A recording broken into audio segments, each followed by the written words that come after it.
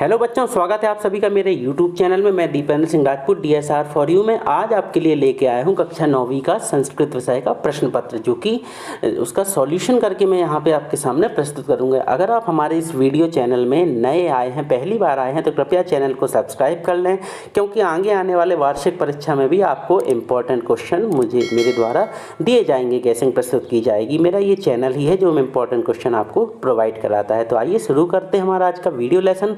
देखेंगे आप, पहला प्रश्न लिखा है उचित विकल्पम चित्वा लिखत। तो पहला है वृक्षोस्परि पदे संधि अस्ति। तो वृक्षोस्परि में कौन सी संधि है? तो यहाँ पे आएगी बच्चों, इसका उत्तर है गुण संधि। ठीक है। इसके बाद हमारा जो दूसरा वाला आता है, लिखा हुआ है कक्षा अभ्यंतरः इत्यस्मै, कौन सी संधि पद लिखने के लिए हमें आया हुआ है?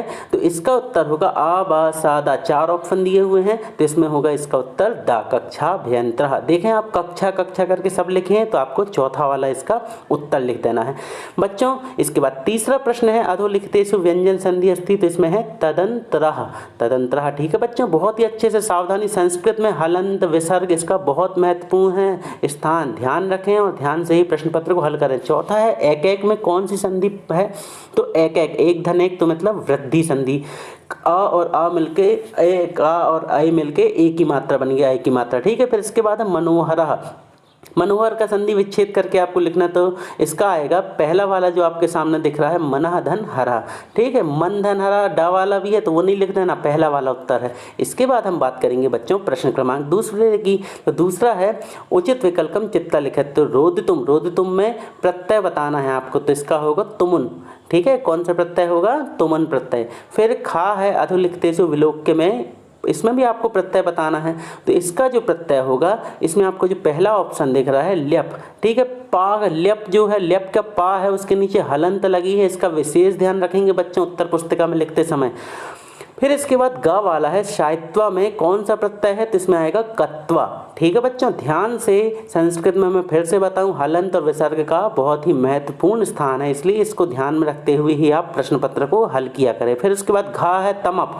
तमप में कौन सा है? तो इसमें कौन सा प्रत्यय बनेगा? इसमें से मधुरतमः, मधुरतमः। ठीक है बच्चों, ये हो गया।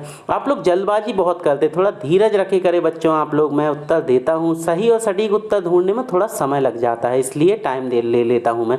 फिर है गच्छति, इसमें है बेटा लट लकार। ठीक है। गच्छति में कौन सा लकार है? तो इसका उत्तर है लट लकार। इसके बाद दूसरा है अवर्षत। अवर्षत में लंग लकार। ओके बेटा, अवर्षत में लंग लकार है बेटा। दो लिखते हो आप, देखो पुस्तक से देख के, प्रश्न पत्र से देख करके पूरा लकार का पूरा सीधा नाम लिखा करें। इसके बाद है भवंतु में कौन सा पुरुष है? तो ये भवंतु है बच्चों, उत्तम पुरुष। फिर अगला है मन्यते।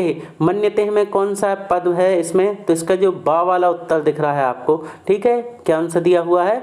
आत्मने पदम। देखो पदम में भी जो माँ है उसके नीचे हलंत लगी है। मैं बार बार बोलूं बच्चों, हलंत विसर्ग जो भी जहाँ जैसे प्रयोग किए गए हैं संस्कृत में, इसका विशेष स्थान है, इसमें ही आपको नंबर मिलने और इसी में आपके नंबर कटने हैं। उत्तर सब लिखेंगे मगर हलंत नहीं लगाए तो गड़बड़ हो जाएगी। फिर इसके बाद अगला है, उसमें लट लकार में कौन सा उदाहरण है इसका? पाश्यति।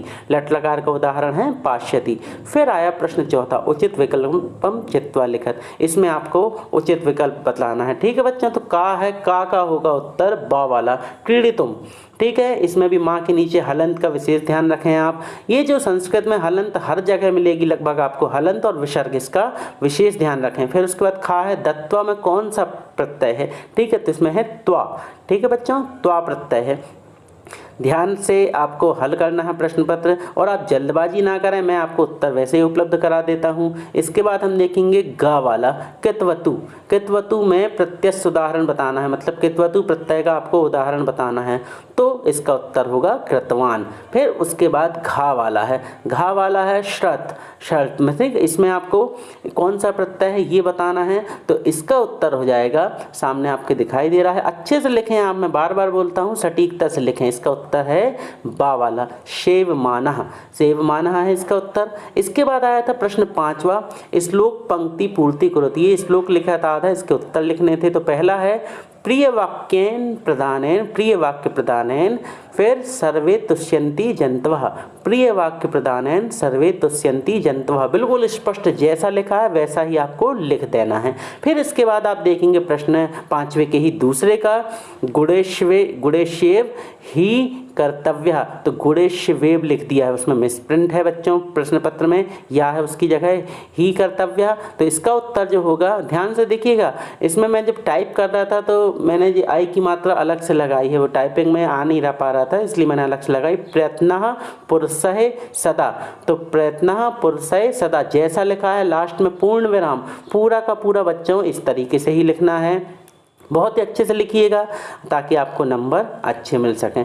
अब हम इसके बाद प्रश्न क्रमांक 6वें की ओर बढ़ेंगे। तो 6वां बच्चों यहाँ पे 2 तरीके से 6वें प्रश्न को दिया गया है, 2 में से कोई एक कर लेना है आपको, जो भी आपको उचित लगे। तो मैं यहाँ पे आपको अभी पहला वाला करके बता रहा हूँ। इसमें आपको क्या करना था, जो रिक्त स्थान था, रिक्त स्थान की पूर्ति करने के लिए आया था कि जनः खालिस्थान बहि आगच्छति, नद्दः खालिस्थान निस्सरति, बालकः खालिस्थान विभेति। तो ये जो था पूरा, तो इसका मैंने उत्तर आपको लिख के बताया। जैसा मैं लिख रहा हूँ वैसे ही आपको लिखना है। आप खालिस्थान में बीच में भर के लिख सकते हैं या फिर ऐसे भी लिख देंगे। तो पहले का उत्तर है ग्रामात, फिर दूसरा है पर्वतात, तीसरा है सिंघात, चौथा है क्लेशात और 5वां है पापात। ग्रामात, पर्वतात, ग्रामात में देखिए मैंने मिस्टेक की है, हलंत नहीं लगाया, आप भी हलंत लगा दीजिएगा, ठीक है बच्चों। इसके बाद प्रश्न 6वें का अथवा देख लेंगे, आपको 2 में से जो उचित लगे वो आप कर सकते हैं, ठीक है। तो इसमें पहला था कवि काम संयोजति, कवि ने किसको संबोधित किया है, स्वर्णकाका कान अखादत, ठीक है। कुंभकारा घटान किमर्थ रचयति, जिमूत वाहन कस्य पुत्रासीत, वित्त क्षीण क्रीडसा भवति, का तंदालु भवति। तो इसमें से आपको इनके उत्तर लिखने थे, तो ये हैं इसके उत्तर, मैंने आपको दे दिया है, ठीक है। पहले का वीणा है, दूसरा है टंडुलान, तीसरा है धर्मार्थम, चौथा है जीमूत केतु और 5वां है अच्छीणः, 5वें का उत्तर, ठीक है। अब आया था 7वां प्रश्न, अधोलिखित शब्दानाम रूपाणिम त्रिषु वचनेषु लिखत। तो इनमें आपको इनके तीनों वचन लिखना था। तो पहला था बालक, दूसरा था गुरु, तीसरा था शाला, चौथा था कवि। तो आप इसका उत्तर लिखने के लिए मैंने बहुत ही अच्छा पैटर्न प्रस्तुत किया है, इसके साथ आप लिख सकते हैं। देखिए प्रश्न पत्र देने वाले को तो मालूम है, तो आप क्या लिखेंगे, सबसे पहला आप एक कॉलम टाइप का डिजाइन कर लेंगे बच्चों, ठीक है, जैसा मैंने बनाया है। तो पहले आप लिखेंगे शब्द रूप, देखें आप कैसा लिखा है मैंने, पहले आप शब्द लिखें, फिर एक वचन, फिर द्विवचन, बहुवचन। तो पहले बालक के बारे में लिखते हैं। तो बालक की पंचमी विभक्ति हो गई कौन सी, बालकात, बालक, बालकाभ्यम, बालकेभ्यः, ठीक है। हलंत विसर्ग का विशेष ध्यान रखें, जैसा लिखा है सेम टू सेम वैसा ही आपको लिख देना है। गुरु का गुरुम, गुरु, गुरुन, फिर शाला का है शालाये, शालाभ्याम, शालाभ्यः। फिर चौथा था कवि, कवि की द्वितीय आ जाएगी कविम, कवि, कवीन, ठीक है। ये जैसा आपके सामने यहाँ मैंने लिखा है सेम टू सेम ऐसा ही लिख देंगे। इस तरीके से आप लिख सकते हैं। आप चाहो तो एक चीज़ कर सकते थे, बालक के नीचे लिख देना पंचमी विभक्ति, गुरु के नीचे लिख देना, ठीक है, जगह तो है ही पर्याप्त, तो वहाँ शॉर्ट में आप लिख सकते हैं साइड में कि बालक के नीचे पंचमी, गुरु के नीचे, फिर शाला के नीचे, कवि के नीचे। तो इस तरीके से आप लिखोगे तो आपको अच्छे नंबर मिलेंगे। नंबर तो वैसे में भी मिल जाएंगे, पर आप इस तरीके से जमा के लिख दोगे तो कोई बुराई नहीं है। आप ऊपर डाल लेना प्रश्न क्रमांक 7वें का उत्तर, और फिर इस तरीके से शब्द एक वचन, द्विवचन और बहुवचन बना के आप लिख सकते हैं। इसके बाद देखेंगे बच्चों हम प्रश्न क्रमांक 8वां।